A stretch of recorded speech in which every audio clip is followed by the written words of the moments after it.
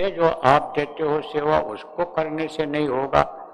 आपके भाव अच्छे रहेंगे, श्रद्धा रहेगी, विश्वास रहेगी, उससे भी काम नहीं होगा। उससे मन में थोड़ी सी रुकावट आई, लेकिन अगर उसी में किसी चीज में नाम लग गया, मन लग गया, तो उसी में लगा रह जाएगा। और मन ये सूरत के साथ जब तक ऊपर नहीं जाएगा और ये अपने स्थान, अपने पुंज, अपने देश में नहीं पहुंच कर रुकेगा, तब तक जीवात्मा का कल्याण नहीं हो सकता। और ये काम कब होगा? यह काम जब भजन करोगे तब होगा, मन को रोकोगे तब होगा, मन को मारोगे तब होगा, मन को जो मोटा है उसको जब ढीला करोगे तब होगा, पतला करोगे तब होगा। ऐसे नहीं होगा, ऐसे नहीं होगा। इस बात को आप लोग समझो कि भजन करना बहुत जरूरी है। और ये गुरु पूर्णिमा का कार्यक्रम भजन कराने का है और थोड़ा बहुत बताने का है, मोटी मोटी बातें ही बताने का है और घुमा घुमा करके वहीं पर समझाने का है कि सब हर मर्जों की एक दवाई, सुमिरन ध्यान करो मेरे भाई, ये समझ लो। आप ये बताओ आप कि नए लोग, आप समझ लो ठीक से, तब हाथ उठाना। नए लोग आप लोग कितने लोग आए हो जिनको नामदान नहीं मिला है, नामदान लेना चाहते हो? हाथ उठाओ, हाथ उठा दो अपनी अपनी जगह से। जो लोग नामदान लेने के लिए आए हो, समझ लो ठीक से, नामदान लेने के लिए जो लोग आए हो वो लोग हाथ उठाओ, हाथ उठाओ नामदान लेने में। ठीक है, नीचे करो, नीचे कर लो हाथ, हाथ नीचे करो। अब ये बताओ कि आप लोग सुमिरन ध्यान भजन करोगे और मांस मछली अंडा शराब ये सब छोड़ोगे? तो हाथ उठाओ। भजन करोगे नामदान मिल जाएगा। और मांस मछली अंडा शराब को आप छोड़ोगे, गंदी चीजों को छोड़ोगे, तो हाथ उठाओ नामदान लेने वाले। ये आप सुनो, हाथ नीचे करो। अब सुनो, अगर नहीं परहेज करोगे ये गंदी चीजों का, जो मनुष्य का भोजन नहीं है, मांस मछली अंडा ये सब मनुष्य का भोजन नहीं है।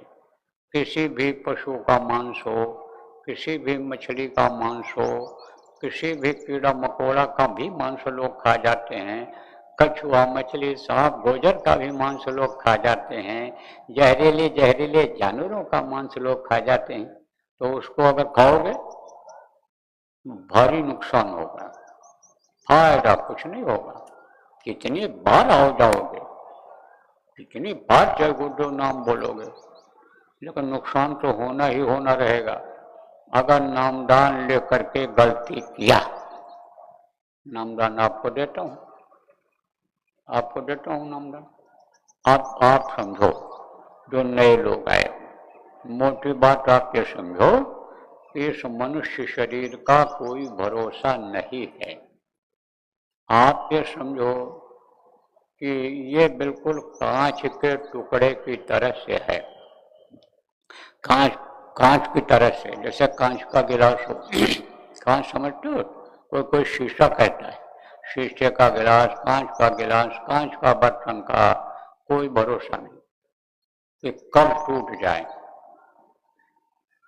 आप ये समझो, नाव किस चीज की होती है? लोहे की लकड़ी की बनी हुई नाव होती है।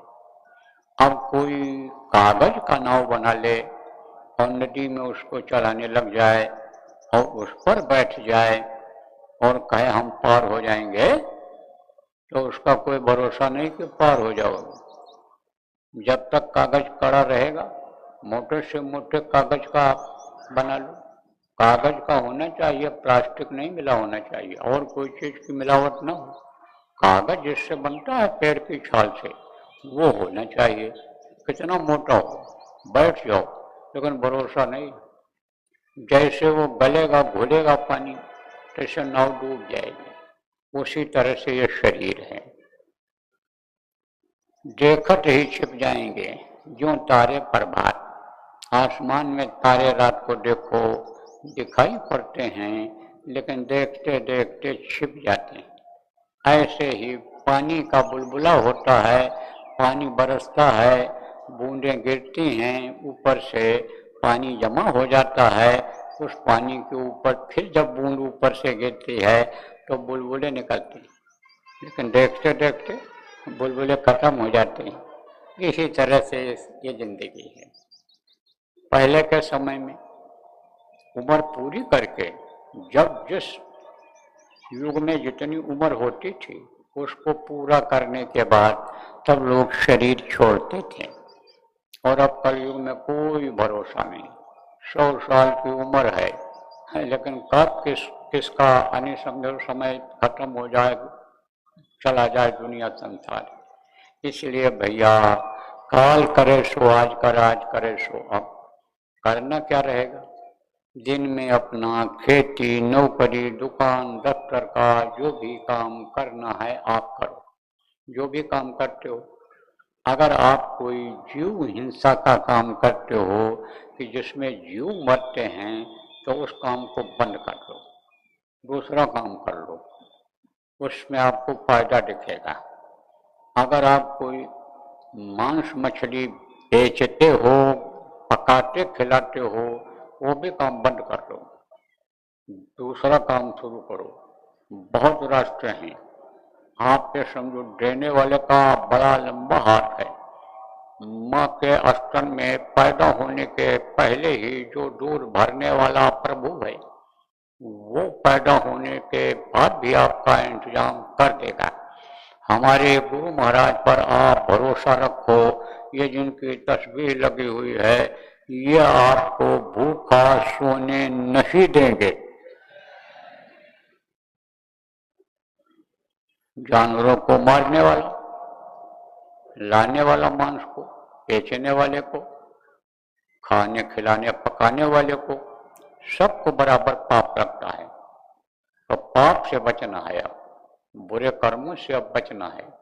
ध्यान करके अब गलती मत करना, तो शाकाहारी रहना। और समय निकालकर 2 घंटा 3 घंटा, सुबह 2-3 घंटा, शाम को भजन कर लेना। काम भी आपका होता जाएगा। काम घर का कुछ नहीं रुकेगा। जिस काम को 8 घंटे में आप करते हो, वो 5 घंटे में पूरा हो जाएगा। विश्वास रखो। यहाँ तक कि भजन में बैठ गया रिकॉर्ड मिलता है, नाम भी उसका बता सकता हूँ। छत्तीसगढ़ का सिपाही था, वो नाम भी बता सकता हूँ। ऐसे बहुत उदाहरण मिलते हैं कि बैठ गया भजन पर, खबर नहीं है, समय पूरा हो गया, ड्यूटी पर जाना है। जब आँख खुली देखा 8 बजे जाना था, 10 बज गया, भग के दौड़ करके गया। पता चला इंस्पेक्टर आया था और इंक्वायरी करके इंस्पेक्शन करके चला गया। लोगों ने कहा जाओ अधिकारी से मिल लो। तो और लोग गए थे जो एब्सेंट थे, वहां गैर हाजिर थे। तो जब इसका नंबर लगा, ये गया, तो अधिकारी ने कहा कि तू क्यों आ गया?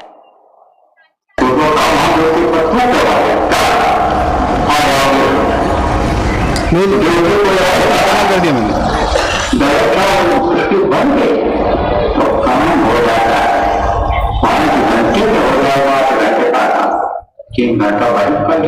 खोलो खोलो। इस बात को आप समझोगे कि समय निकालना है। अब आप इस शरीर के बारे में आपको बताता हूँ ताकि आपके समझ में पूरी बात आ जाए।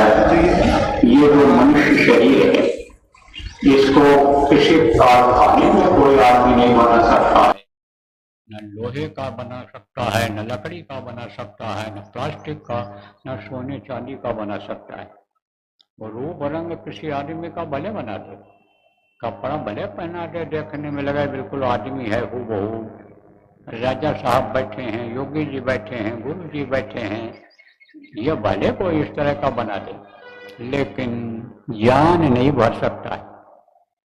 अंदर में कोई मशीन प्लास्टिक के उसमें लगा दो, पैर रखते ऐसा चला जाए, लेकिन जान नहीं भर सकता है। तो इसको कौन बनाता है? वही जिसको अल्लाह मियाँ कहते हैं, जिसको भगवान कहते हैं, जिसको समझो ईश्वर कहते हैं, वो तैयार करते हैं। उनके मसाले से तैयार होता है। कहाँ होता है? माँ के पेट में 9 महीना इसमें लगता है। कैसे ये बनता है देखो, समय रहेगा तो आगे बता देंगे, लेकिन मोटी बात आप ये समझो, ये माँ के पेट में 9 महीने में तैयार होता है।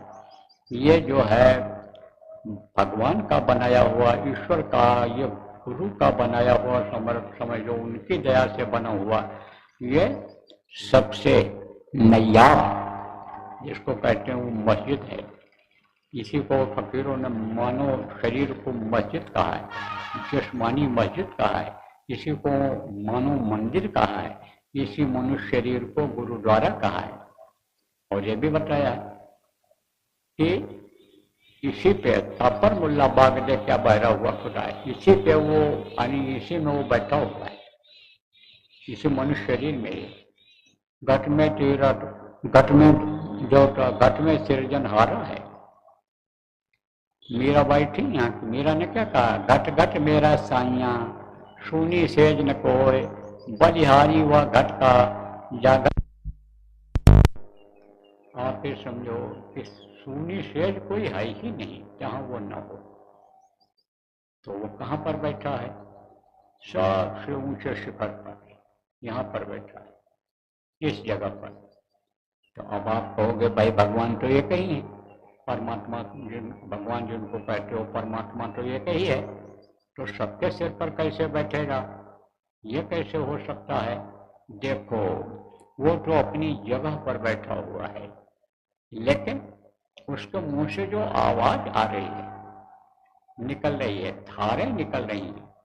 जैसे देखो मुंह से बोलते हो तो आप ये समझो कि आवाज निकलती है, मुंह से बोलते हो तो दांत नहीं रहता कुछ लोगों के मुंह से, यानी ये जो थूक बन करके है ये ऐसे ऐसे कई जगह बूंदों के रूप में गिरता है। हाथ कर दो तो हाथ पे गिरेगा, मुंह के सामने बात करो तो मुंह पर गिरता है, पहुंचते हो ऐसे फिर पीछे हट जाते हो, होता ऐसे शब्द की।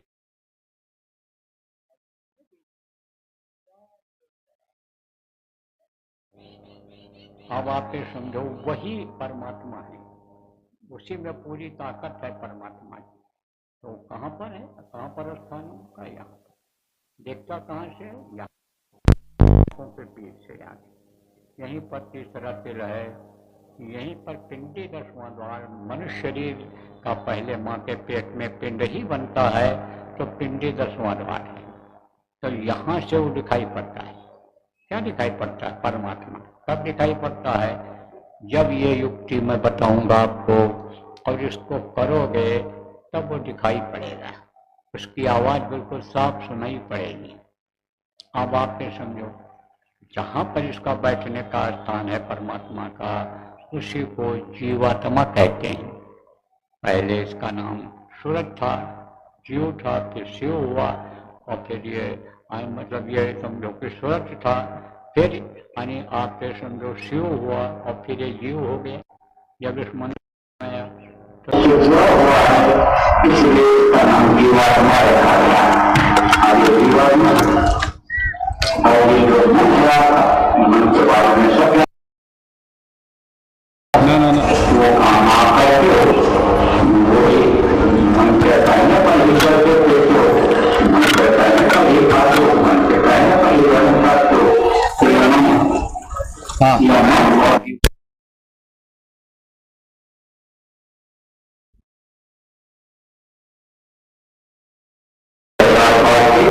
काम नहीं कर रहा,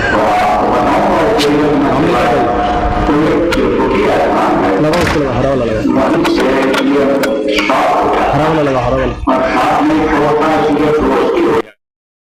कुल मिल इससे जाता है, और ये उसी के साथ 24 घंटा रहता है आत्मा के साथ।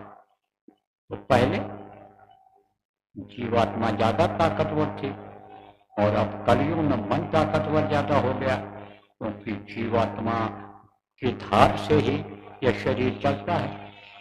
जीवात्मा की धार इधर आंख में आती है और इधर आंख के समझो कान में आती है, नाक में आती है, मुंह में आती है, यानी कान से मुंह में आती है, और फिर यहाँ धार पहुंचती है कंठ में, हृदय में, यहाँ नाभि में, और यहाँ पेशाब लैट्रिन के मुकाम पर पहुंचती है।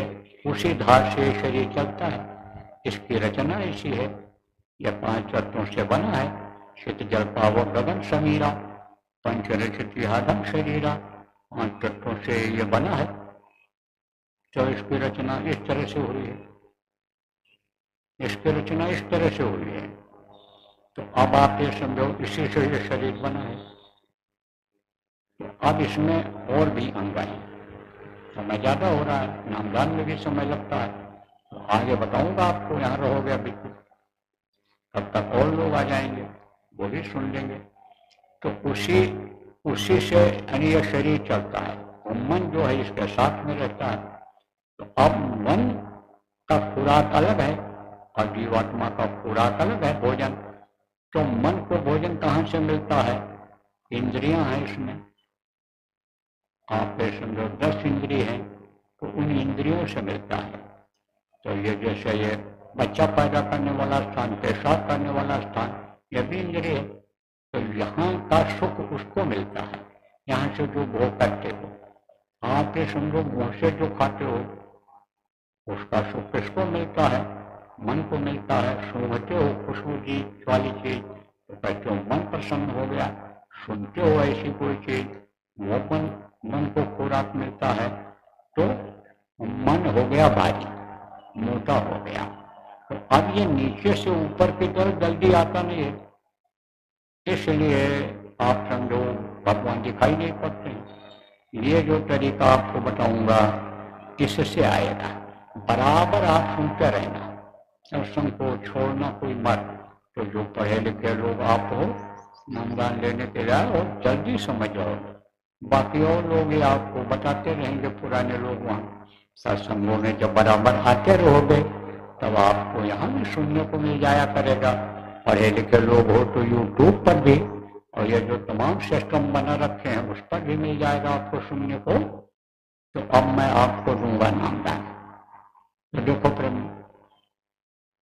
ये जो जीवात्मा है, भगवान का अंश जिसको कहा गया, प्रभु का अंश जिसको कहा गया, अंश माने सबसे छोटा टुकड़ा, उसमें एक आंख है, उसमें एक कान है, और एक यानी 2 आंख ये बाहर है इस मनुष्य शरीर में, और 2 कान ये बाहर है, और एक कान जीवात्मा में है, और एक आंख जीवात्मा में है। तो हो गया 3 आंख 3 कान, 3 आंख 3 कान हो गया कुल मिला करके। अब आप और समझो कि 5 नाम है। एक नाम मुंह से लेने वाला होता है, और एक नाम शब्द से निकलता है, आवाज से। तो यह आवाज वहां से उतरी है और उतरते उतरते नीचे यहाँ तक पहुंची है। तो नाम उसी यानी समझो शब्द से ही नाम आवाज निकलने लग गया। जैसे मोटे धार से पानी निकलता हो तो उसकी आवाज अलग रहती है। आप ये समझो पतले धार से निकलती है, पतले पाइप से, तो उसकी आवाज अलग रहती है। नदी का पानी जो बहता है उसकी अलग आवाज रहती है। ज्यादा तेज पानी जिसमें बहता है भरी नदियों में, उसकी आवाज अलग रहती है।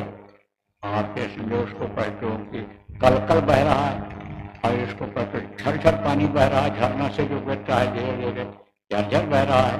तो वही नाम इसी तरह से समझो कि पहले आए। तो यह है 5 नाम। ये 5 लोक हैं और इनके राजा हैं 5।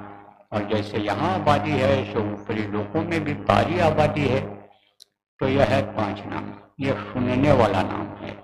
जो तरीका आज आपको भी बताऊंगा उस तरीके से आपको सुनाई पड़ेगा, ये सुनाई पड़ेगा, और इनका दर्शन होगा। इन धनियों का, धनी हम लोग उनको कहते हैं क्योंकि उनके पास धन की कमी नहीं है, जैसे रुपया पैसा सोना चांदी किसी के पास होता है तब कहते हो ये धनी मानी व्यक्ति हैं, ये पैसे वाले लोग हैं, और वो धनी इस तरह के हैं कि ये जो धन यहाँ का है उस धन के बराबर कोई धन ही नहीं जो उनके पास में।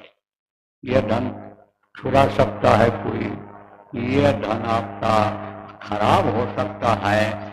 ये समझ लो कि आप रुपया पैसा आप रखे हो खराब हो जाता है, सिक्का घिस जाता है, दांत पड़ जाता, चलते चलते खराब हो जाता है, रुपया नहीं चलता, चवन्नी अठन्नी नहीं चलती है, आपके समझो। लेकिन वहाँ का उस धन में कोई कमी नहीं आती, तो उनको हम लोग धनी कहते हैं। तो उन धनियों का दर्शन भी होगा। तो समझो कि 5 नाम और 5 रूप, 5 स्थान, 5 की आवाज। जैसे आपका नाम है और आपका रूप है, रूप माने होता है चेहरा, और आप कहीं रहते हो आपका स्थान है, और आपके मुंह से जो आवाज निकलती है आवाज है। उसी तरह से इन धनियों का नाम है, रूप है, स्थान है और इनकी है आवाज।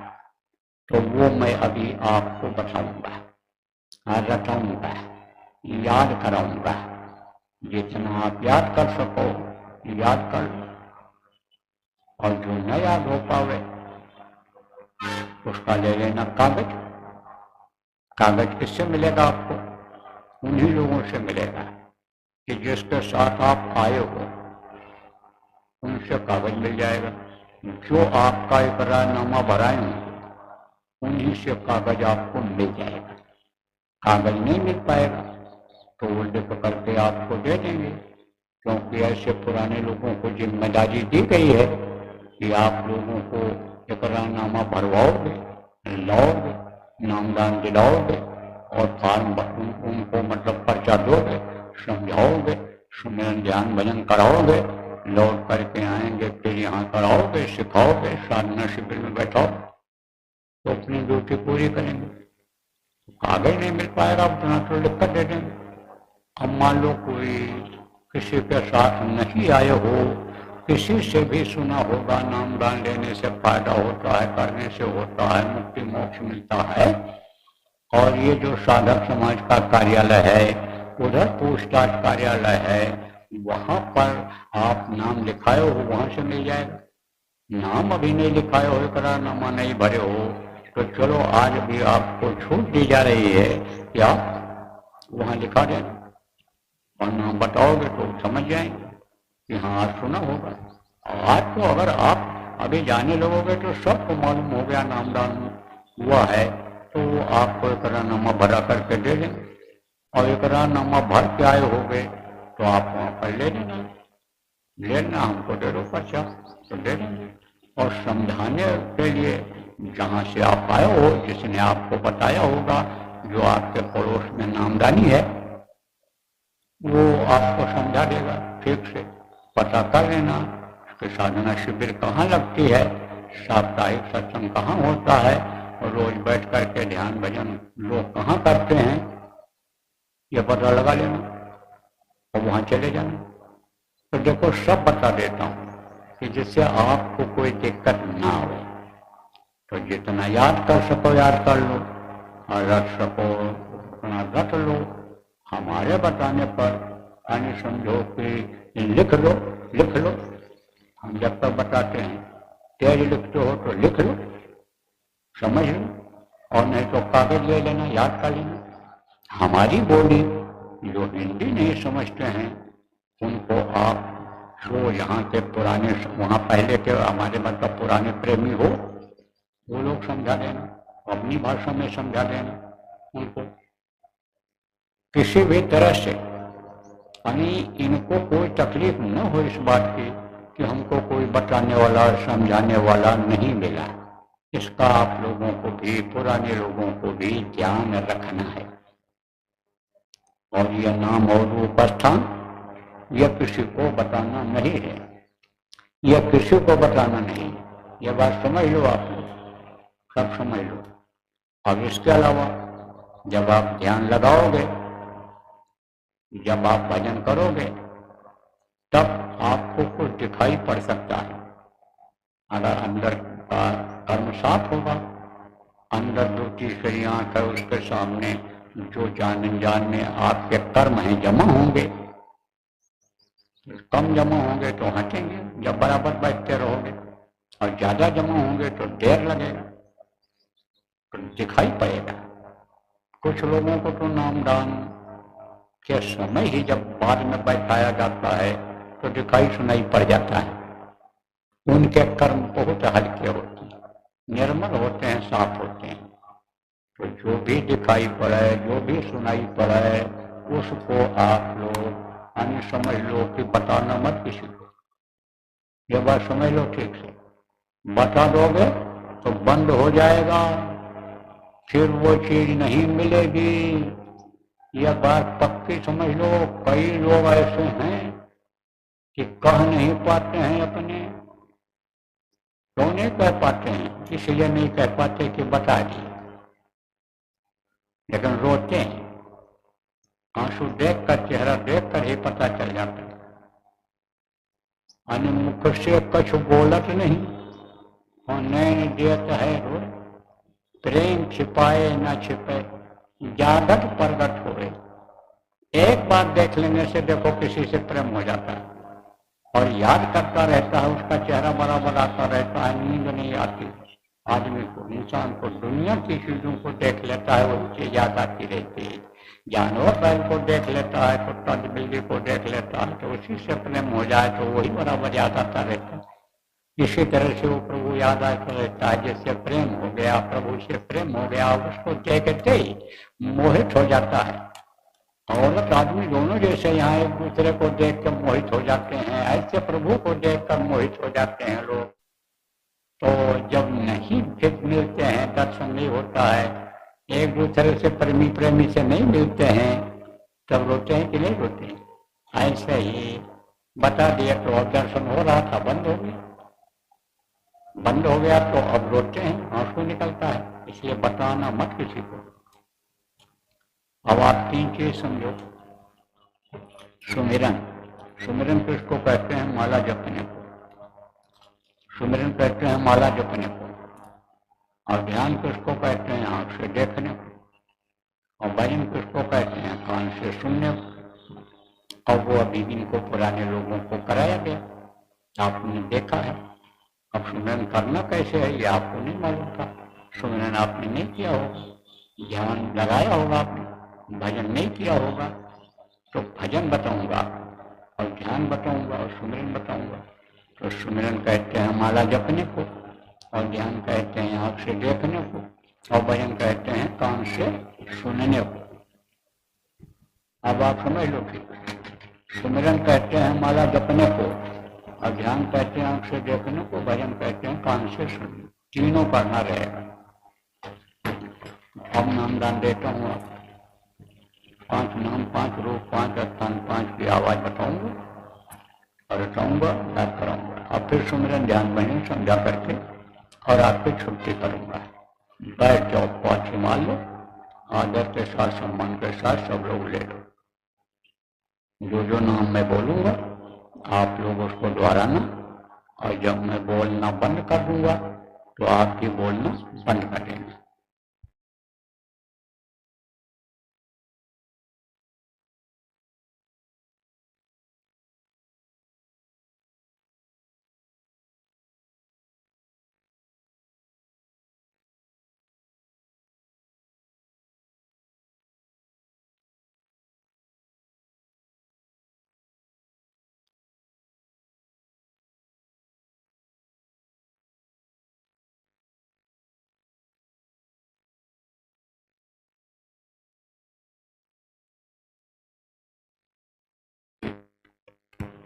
बैठो, मारो पलटी।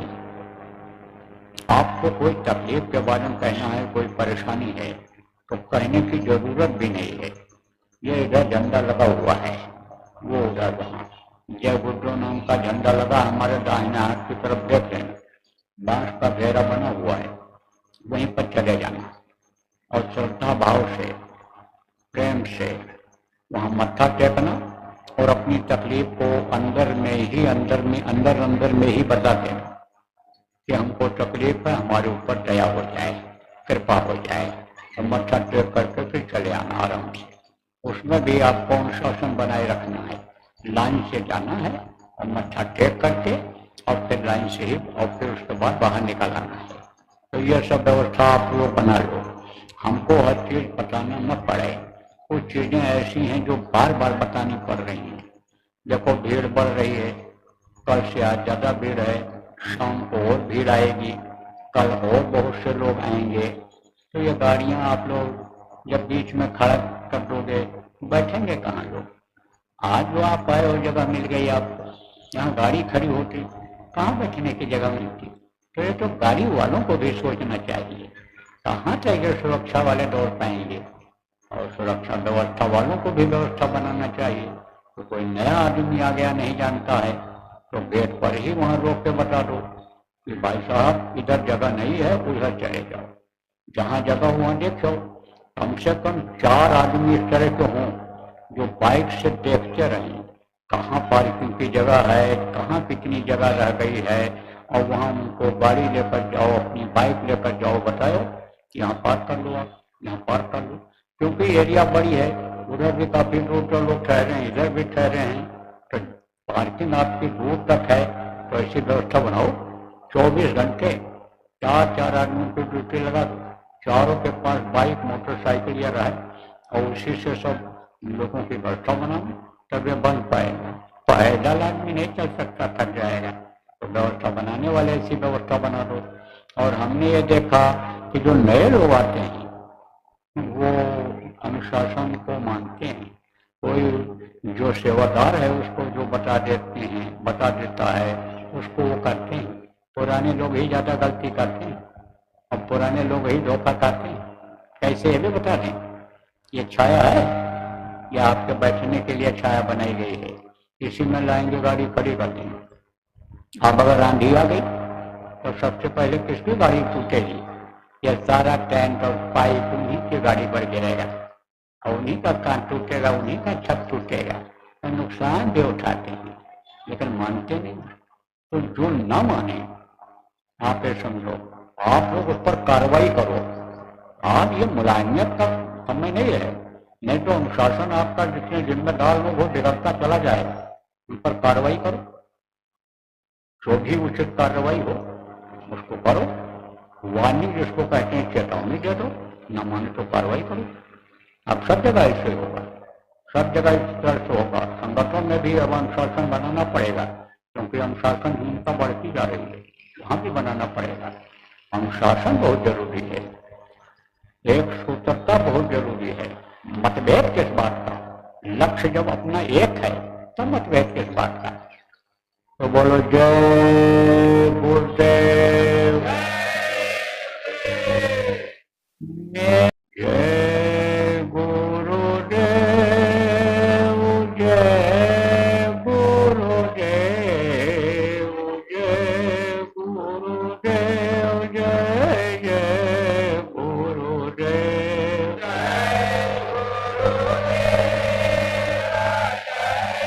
गुरुदेव।